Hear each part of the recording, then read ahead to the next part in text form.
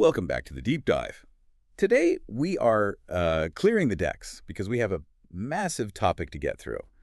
We are tackling a giant. And I really don't use that word lightly. We are talking about a man who, technically falls under the umbrella of jazz. Technically. But if you were to ask him, he'd probably look at you with this very polite, very weary expression and correct you. Oh, absolutely.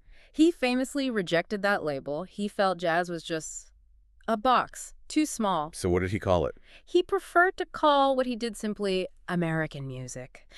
And honestly, looking at the stack of research we have today, biographies, session logs, critical essays, he was right. The term jazz is just too small for him. We are, of course, talking about Edward Kennedy, Duke Ellington. The Duke himself. And the mission for this deep dive is, well, it's pretty ambitious.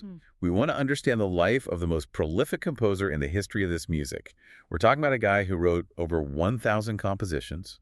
And that's just the ones we know about. I mean, think about it. There are probably hundreds more on napkins and law scores somewhere. Exactly. But beyond just the sheer numbers, we're looking at a very specific kind of genius. Yeah. This is a man who turned his orchestra into a single instrument. That's the key idea right there. And he kept a big band running for 50 years. Yeah. 50. Just let that sink in. Through the Great Depression, World War II, the rise of rock and roll, the British invasion, everyone else folded. Everyone. Count Basie had to downsize, Woody Herman, Tommy Dorsey. They all broke up their bands at some point, but Duke kept the bus moving. That longevity is, I think, the central mystery we need to solve today. How do you stay relevant for a half a century without just becoming a nostalgia act? And the answer, which we'll definitely get into, lies in a phrase his collaborator Billy Strayhorn coined about him. He said Duke was beyond category. Beyond category. I love that. It sounds like a challenge. It was. It was a refusal to be limited by anything. Not by genre, not by race, not by commercial expectations. Duke Ellington built a world where he was the only inhabitant, and he just invited the rest of us to visit. So let's unpack this life. And to do that, we have to go back to the very beginning. Because interestingly enough, the Duke didn't start in the jazz clubs of New Orleans or, the blues shacks of the Delta. He started in Washington, D.C. Yeah, and it was a very, very different scene. So let's go there. What was D.C. like when he was born? April 29, 1899. That's the date. And you have to understand, geography is destiny here. D.C., at the turn of the century, had this thriving, prosperous African-American middle class. It was a center of Black intellectual and social life. So Edward Kennedy Ellington wasn't born into poverty. Not at all. He was born into a house with a piano and a very distinct set of expectations about behavior, about dress, about speech. The sources mention his parents, Daisy and James, were both pianists. But they weren't playing the same stuff, were they? No, and this is the first real clue to his musical DNA. His mother, Daisy Kennedy Ellington, was a very dignified woman. She was a proper lady. She played parlor songs. What does that mean exactly? Parlor songs. Think very polite, very structured, Victorian sheet music, things you'd play for guests in the living room. The sources mention she liked a piece called The Rosary. It's very gentle, very prim. Okay, I can picture that. And his dad? James Edward Ellington. He was a different story. He worked as a butler for a while, even did a stint at the White House, but he made blueprints for the Navy. He was a man who appreciated the finer things. And at home, he played operatic arias.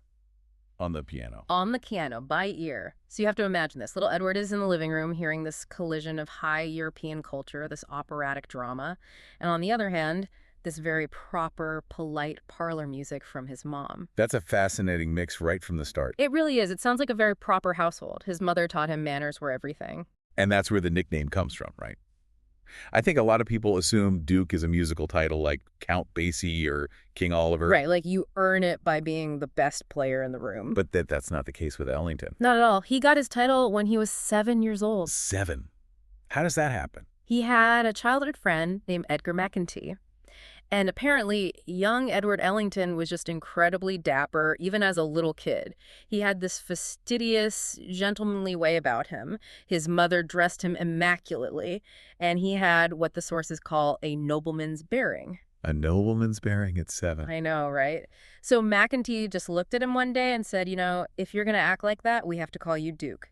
And it stuck. That is hilarious. Yeah. So he was royalty before he even seriously touched a keyboard. Exactly. It was never about the music. It was about the attitude, the style. The elegance came first. But speaking of music, looking at his childhood, He wasn't exactly a prodigy, was he? It seemed like he was way more interested in baseball. Oh, completely obsessed. He attended Armstrong Technical High School, but his heart was at the old Griffith Stadium. In fact, his first job was selling peanuts at the Washington Senators games. Really? Yeah, there's this great anecdote in his autobiography where he talks about watching President Theodore Roosevelt ride up on a horse to watch the game. Wow. That really grounds you in the timeline. Teddy Roosevelt on a horse. It does. But it also shows you that music wasn't the inevitable path for him. He actually had a real talent as a visual artist. He was a gifted painter. So good that he won a scholarship, I read. He won a scholarship to the Pratt Institute in Brooklyn to study commercial art, which you have to think. For a young black man in that era, a scholarship to Pratt is a golden ticket. It's a stable, respectable career. It's a huge deal. And he turned it down. He turned it down flat. Why? What was the shift? What pulled him away from art and towards music? The pool hall. The pool hall. You're kidding. The pool hall. Specifically, Frank Holliday's pool room. At around 14, he starts sneaking in there. And this is the classic story of the wrong crowd turning out to be exactly the right education. So he wasn't hearing his mother's parlor songs in there? Definitely not. He was hearing these local piano players, guys with amazing names like Sticky Mac, Blind Johnny, and Doc Perry. And what were they playing? They were playing ragtime, they were playing stride piano. It was rhythmic, it was percussive, it was exciting, it was competitive. And Ellington said he realized that the piano wasn't just for polite society, it was an engine. It could drive a room, make people move. So that's the spark. That's the spark. And that's when he sits down and writes his very first piece. The soda fountain rag. Or the poodle dog rag, depending on which source you're reading. Yeah. He was working as a soda jerk at the Poodle Dog Cafe at the time. Okay, but here's the thing that I found so fascinating in the reading. He couldn't actually read music yet. Not a single note. He created it entirely by ear, just figuring it out. But he somehow managed to fool people into thinking he had this massive repertoire. How did he pull that off? It's pure showmanship, and it's a perfect preview of his entire career. He would play this one song, the Soda Fountain Rag, but he would just change the rhythm. I mean, He'd play it fast as a one-step, then he'd slow it way down and play it as a waltz. Then he'd give it a Latin feel and call it a tango. Then he'd play it as a foxtrot. so the audience is thinking, wow, this kid knows everything, but he's actually just remixing his one idea over and over. Precisely. He understood, even as a teenager, that music is about perception and presentation. He was taking a simple motif and looking at it through all these different lenses. That is the seed of the genius that would eventually give us these extended suites and complex tone poems. So he turns down the art scholarship. He commits to music. He gets some harmony lessons from a high school teacher, some guidance from Doc Perry. Right, the pool hall master. And he starts his own band, the Duke's Serenaders. And they're doing pretty well in D.C., right? He was doing very well. He was a success. He had a house, he was married to his high school sweetheart, Edna, and they had a son, Mercer. He was playing embassy parties and high society balls. He was acting as his own booking agent, finding a niche playing for both white and black high society.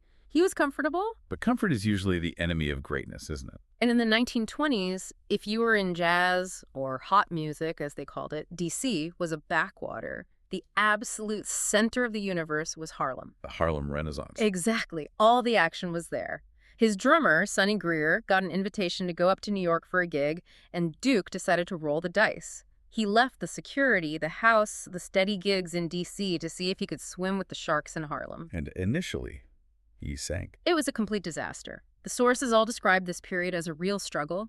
They were hustling pool by day just to get money for hot dogs. So his pool hall education came in handy. It did, but not musically at first. They were literally splitting a single hot dog between two people.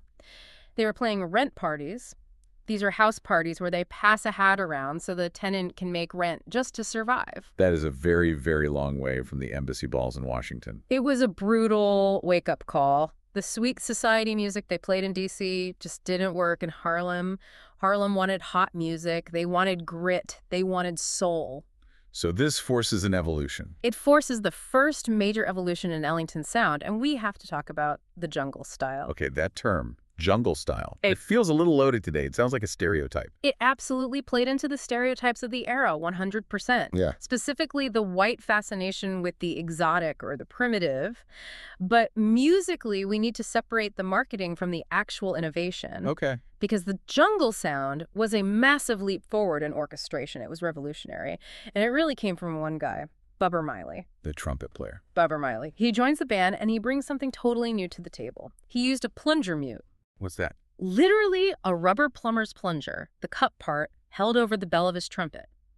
And he would manipulate it with his hand to make the horn sound like a human voice. Like he was talking or growling. A growl, a moan, a shout, a laugh. That wah-wah sound you associate with early Ellington, it was vocal. It was visceral. It completely changed the band from a polite dance orchestra into something raw and deeply expressive. And Duke heard that and just leaned into it. He didn't clean it up. He built the entire band's identity around it. Yeah. And that sound is what positioned them for the big break, the Cotton Club. The holy grail of Harlem Gate. The absolute peak. But this is one of those great sliding doors moments in music history. Because Duke wasn't the first choice for that job, was he? Not even close. The house band gig was offered to King Oliver, and King Oliver was a legend from New Orleans. He was the guy. He was Louis Armstrong's mentor. So why didn't he take it? Oliver looked at the money the mobsters who ran the club were offering, thought it was too low, and he turned it down. That has to be one of the worst business decisions in the history of music. It's right up there. It opened the door for Duke.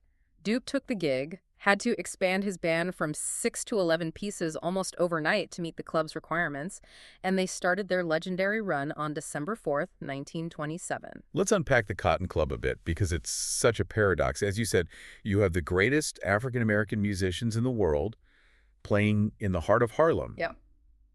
But the audience is strictly white. Strictly segregated.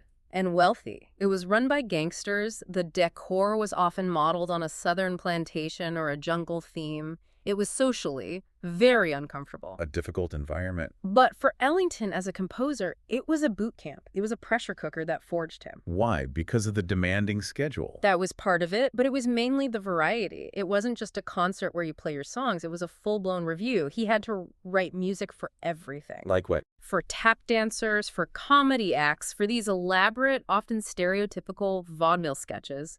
He had to write music that sounded like a storm or a passionate romance or a police chase. He was scoring a live show every single night. So he learned to write programmatically for specific scenes. He learned to be atmospheric. He learned to be a painter with sound. And he learned to be incredibly fast. But the most important thing about the Cotton Club wasn't the audience in the room. What was it? It was the microphone hanging over the stage. The radio wire. CBS had a weekly, sometimes nightly, radio broadcast live from the Cotton Club. And this is crucial, because suddenly, Duke Ellington wasn't just a rumor in New York. He was everywhere. He was coming into living rooms in Iowa and California and Canada. People who had never seen a black orchestra, who maybe held all sorts of prejudices, were hearing this sophisticated, growling, beautiful music in their own homes. It made him a national star. And that's how you get a hit record like Creole Love Call. Exactly. Recorded in 1927. And again, you see him innovating. It features a singer, Adelaide Hall, but she's not singing words. She's singing like an instrument. She's singing a wordless melody, answering the horns, using her voice as a texture. It was revolutionary. It treated the human voice as just another color in the painter's palette, a worldwide sensation. So by the 1930s, he's a national star, he's touring Europe, but this is where I want to pivot into the real deep dive part of our show, the analysis. We said earlier that the orchestra was his instrument. What does that actually mean? Because lots of people lead bands. It means that Duke Ellington didn't write music for a generic instrument. He didn't write a concerto for trumpet. He wrote a concerto for Cootie Williams, or for Rex Stewart, or for Tricky Sam Nanton. What's the difference? The difference is what he called tonal personality. It's everything. Duke knew, for instance, that Johnny Hodges, his lead alto sax player, could play a smear glissando sliding between notes that was impossibly smooth and sensuous. It was Hodges' signature. So Duke would write melodies that required that specific smear. They were built around it. If he had given that same sheet music to another technically brilliant sax player, it wouldn't have sounded right. It wouldn't have made sense. So he's writing for the specific quirks and strengths of the human beings in the room. Exactly. He's capitalizing on their idiosyncrasies. There's a famous quote where he says, "My music fits the tonal personality of the player." It's brilliant management, too. How so? It made the musicians feel indispensable because they were. The music was literally written for them. It's why so many of them stayed with him for decades. The music was them. That also explains why he rarely used a baton, right? He conducted from the piano. Right. He wasn't a traditional conductor standing out front. a nod, a raised eyebrow, a specific chord voicing he'd play on the piano. That was the cue. The real conducting had already happened when he wrote the piece with that specific person in mind. But he wasn't doing it entirely alone. By the late 30s, we have to introduce the other brain in the room, Billy Strayhorn. Enter Sweet Pea. Sweet Pea. That's such a deceptive nickname for a musical heavyweight. Billy Strayhorn joined the organization in 1939, and he was, in many ways, Duke's opposite. He was a small, quiet, openly gay, bespectacled man. He was hired as a lyricist, initially. But he became so much more. He became Duke's doppelganger, his musical alter ego. Duke described him as my right arm, my left arm, all the eyes in the back of my head. How was Strayhorn's musical approach different from Duke's? Strayhorn was formally classically trained. He had studied the European masters Debussy, Ravel, Stravinsky very deeply. He brought this incredible harmonic complexity, these lush, impressionistic chords that blended perfectly with Duke's more percussive, bluesy, stride piano style. So they wrote together. Seamlessly. It was one of the most remarkable collaborations in music history. They would send scores back and forth. Sometimes years later, they couldn't even remember who wrote which bar of a particular piece. And Strayhorn famously gave the band its most enduring theme song. He did Take the A Train. Which is funny because the song wasn't some grand artistic statement. No, it was literally based on the subway directions Duke gave Strayhorn to get from Brooklyn to his house in Harlem. You must take the A train. Strayhorn took those mundane directions and turned them into this iconic, unstoppable swing anthem. This partnership, Duke and Strayhorn, ushers in what so many critics call the creative peak. The Blanton-Webster Band years, roughly 1940 to 1942.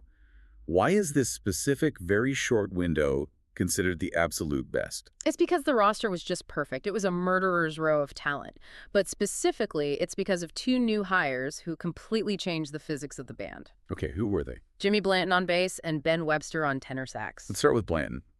I feel like bass players never get enough credit. What did he do that was so special? Before Jimmy Blanton, the bass in jazz was almost exclusively a timekeeper. It went thump, thump, thump, thump. It was a rhythmic foundation. It was felt, but not really heard as a melodic voice. We changed that. He completely revolutionized it. Blanton had virtuoso technique. He played the bass like a cello or a guitar or a horn. He played solos that were intricate and melodic. He played counter melodies that weaved around the horns.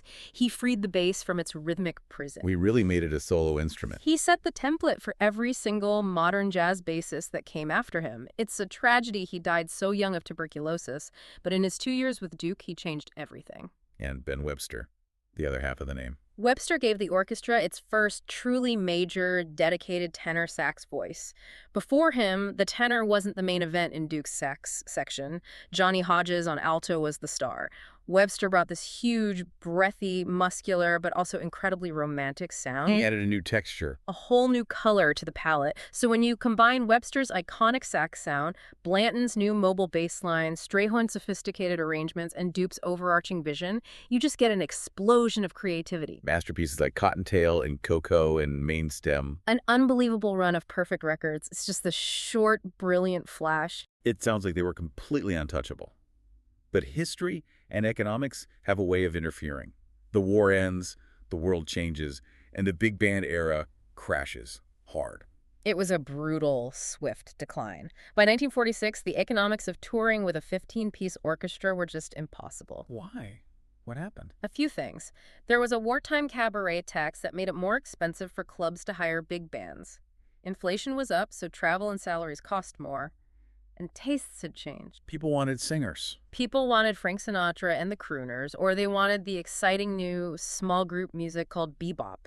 They just didn't want these big, expensive dance orchestras anymore. I know Count Basie had to downsize to a small group for a while. Woody Herman folded completely. Everyone was struggling. But Duke refused to fold. He would not break up his band. And this is where his business acumen, his showmanship comes back in.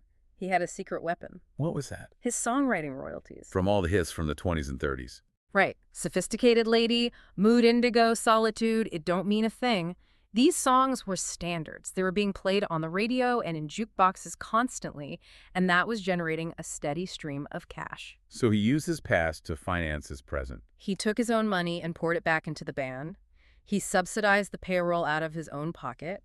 He basically paid for the privilege of keeping his instrument, the orchestra, alive. That is an incredible level of dedication, but even he couldn't stop the bleeding entirely. Yeah. 1951 sounds like it was the absolute lowest point. The critics called it the Great James Robbery. Because the trumpet player Harry James hired away a bunch of his guys. Not just any guys. He lost Sonny Greer, his drummer, since the very beginning in D.C., and he lost Johnny Hodges, his star soloist, the man whose sound was synonymous with the orchestra.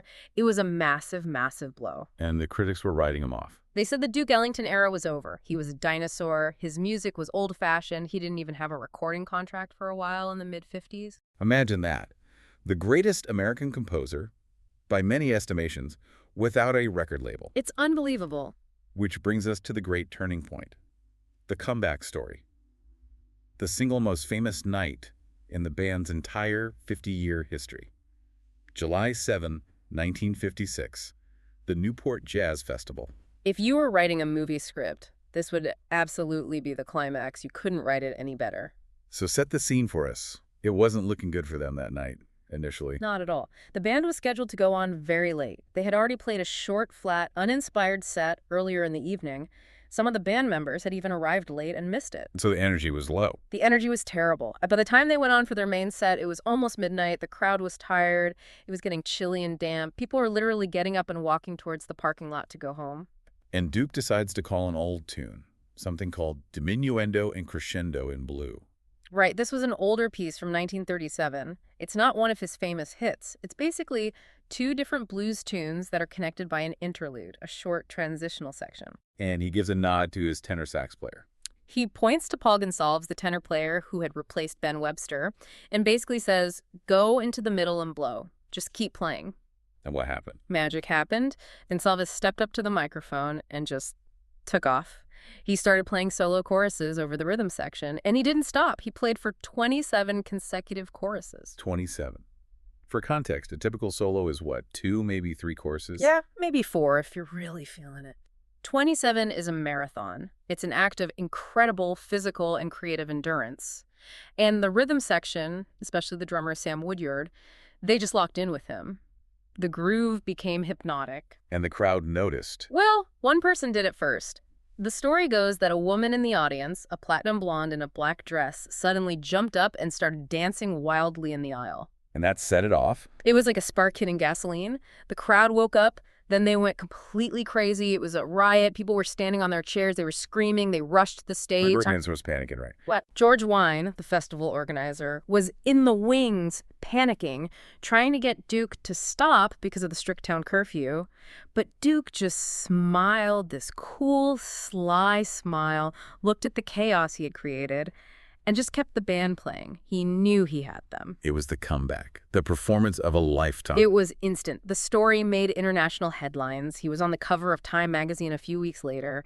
And the recording of that concert, Ellington at Newport, became the best-selling album of his entire career. It reintroduced him to a whole new generation. And this is where the deep dive gets really interesting. The album that everyone bought, the album we all listened to for decades, it isn't exactly what it seems. The aha moment, the twist in the tale. I was genuinely shocked to learn this. The album is not fully a live recording. Well, the most important part is the Gonsalves solo is live. The riot is live. That's all real. But Duke was a perfectionist. He listened to the takes of the concert afterwards, and he felt the band had been under-rehearsed on some of the other numbers, or the audio balance was off because a microphone was in the wrong place. He wasn't satisfied with the quality. So what did he do? Literally the next day, he marched the band into a studio in New York. And they just re-recorded the whole thing? They re-recorded about 40% of the album, and here's the real kicker. They added fake crowd noise. They took applause tracks and mixed them into the studio recordings to make them sound like they were part of the concert. That feels, I don't know, almost like a betrayal of the moment. Does that diminish the legacy of it for you? I don't think so. I actually think it highlights his pragmatism. Duke understood that the legend of Newport was true. They really did tear the house down that night.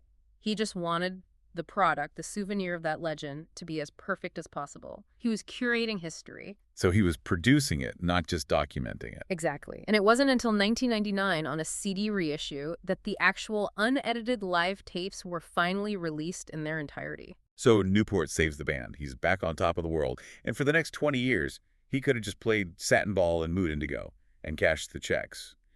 But he didn't. He kept pushing. No, he entered this new phase, his elder statesman phase, and he started breaking new ground all over again. Let's talk about film scores. Anatomy of a Murder in 1959. A landmark film score. Absolutely a landmark. Before this, jazz in movies was usually diegetic. Meaning you see a band in a club scene on screen, and that's where the music is coming from. Right. The characters can hear it. Or, and this was more common, jazz was used as a lazy musical shortcut for sleazy or dangerous. If a character was a drug addict or a criminal, you'd hear a wailing saxophone. The classic noir trope. Exactly. But for Otto Preminger's Anatomy of a Murder, Duke wrote a full underscoring. It was non-diegetic. It was the emotional landscape of the film, the way a symphony orchestra would be for a typical Hollywood drama. So he proved jazz could be serious art music in film. He proved it was sophisticated, that it was complex, and that it could carry a serious courtroom drama without any of those old stereotypes. It was the first significant Hollywood film score by African Americans, a huge moment. And then, from the courthouse, he turns to the church, the sacred concerts. Starting in 1965, he ended up writing 3 of them over the years. He called them jazz Christian liturgies. That seems like a hard left turn. I mean, jazz was the devil's music to a lot of people in the church for a very long time. It was incredibly controversial. Some music critics said he was commercializing religion. Some churchgoers were deeply offended by the idea of a big band playing in a cathedral. But he stood by it. He was a deeply religious man privately, and he poured everything into these concerts. He said, and I quote, "This was the most important thing I've done." He had choirs, he had soloists, he had tap dancers representing King David dancing before the Lord. It was a profound statement of his faith. In this same period, he also becomes a kind of global ambassador for the U.S. State Department. He travels everywhere: Europe, Latin America, the Middle East, the Far East. And he listened. That seems to be the key. That's always the key with Duke. Yeah. He didn't just export American music, he imported global sounds. He'd go to the Middle East and India and Japan, and he'd come back and write the Far East Suite. He'd go to South America and write the Latin American Suite. He was synthesizing the world through his orchestra. He was showing that his American music could absorb anything, any rhythm, any scale, any harmony, and still sound unmistakably like Duke Ellington. He also wasn't afraid to hang out with the young guns. I was really surprised to see records with John Coltrane and Charles Mingus in his discography from this era. The album Money Jungle, the one with the bassist Charles Mingus and the drummer Max Roach, is startling. These were the angry young men of the avant-garde. They were deconstructing jazz. And Duke just steps into the ring with them. And Duke, in his 60s, sits down at the piano and plays with more aggression and modern dissonance than either of them. He proved he wasn't a museum piece. He could still throw punches with the heavyweights of any generation. Let's talk about the recognition. The awards really pile up in this era. The Presidential Medal of Freedom in 1969 from Nixon, the Legion of Honor from France, 14 Grammys in his lifetime. He got all the flowers. But there's one story about an award he didn't get that I think says more about him than any award he won. The Pulitzer Prize snub. 1965, what exactly happened? The Pulitzer Music Jury, made up of music scholars, recommended Duke for a special prize, a Lifetime Achievement Award. He was 66 years old. He was an American institution. It seemed like a no-brainer. Right. But the main Pulitzer Board, the governing body made up of newspaper editors and academics, rejected the recommendation. They overruled their own jury and decided not to give a music prize to anyone that year. That had to hurt. That's a huge slap in the face. A public humiliation. Everyone in the press asked him for his reaction, probably expecting him to be angry or bitter. And what did he say? His response was pure, uncut elegance. He told the press, "Fate is being kind to me. Fate doesn't want me to be famous too young." Ooh, young. It's 66 years old. That is the ultimate that's the Duke. They did eventually make it right, though. They did. He received a posthumous special Pulitzer in 1999 for his centennial year. Duke died on May 24th, 1974, from lung cancer and pneumonia. And at his funeral, which was attended by over 12,000 people, Ella Fitzgerald gave the eulogy. And she just said, "It's a very sad day. A genius has passed." But the band didn't stop. No. His son, Mercer Ellington, who was a trumpeter in the band, took over leadership. It became what's known in the jazz world as a ghost band. They kept the book of arrangements open, they kept touring, because the instrument, the orchestra itself, was still there. So when we look back at this massive, incredible life, from the Soda Fountain Rag all the way to the sacred concerts, what is the big takeaway? if you have to summarize the Duke Ellington mission statement? I think it goes right back to that phrase from the beginning, beyond category. Duke Ellington, more than anyone else, proved that jazz wasn't just folk music, and it wasn't just dance music for parties. He elevated it. He proved it was high art, that it was capable of the same compositional complexity and emotional depth as Debussy or Ravel or Stravinsky. But, and this is the important part, it was art that remained deeply and unapologetically rooted in the African-American experience. He elevated the entire perception of what this music could be for the whole world. And he did it by valuing the individual, by writing for the man, not for the instrument. Precisely. He didn't suppress their unique personalities for the sake of a clean blend. He built a cathedral out of their individual voices. So here's a final provocative thought for you, for the listener to chew on. Duke was a master of reinvention. We've established that. He constantly re-recorded his old songs. He changed arrangements to fit new players. He even fixed his most famous live album in the studio. He was a pragmatist. He was, absolutely. If he were alive today, in this era of AI music generation and digital remixing and sampling, would he be a purist? Would he be offended by the technology and defend the classic recordings? I really, really doubt it. I think he'd be the first one in the lab.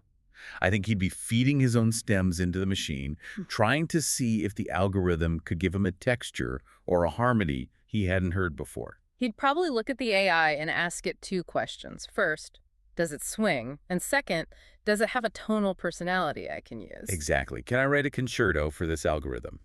That's the question he would ask. Thanks for listening to this deep dive into the Duke. We'll catch you on the next one.